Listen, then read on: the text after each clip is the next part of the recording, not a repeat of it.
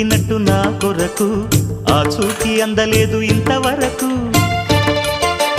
వచ్చింది గాని ఈడు ఒంటి వరకు వేధించలేదు నన్ను జంట కొరకు చూశాక ఒక్కసారి ఇంత వెలుగు నా వంక రాను అంది కంటి కునుకు ఈ అల్లరి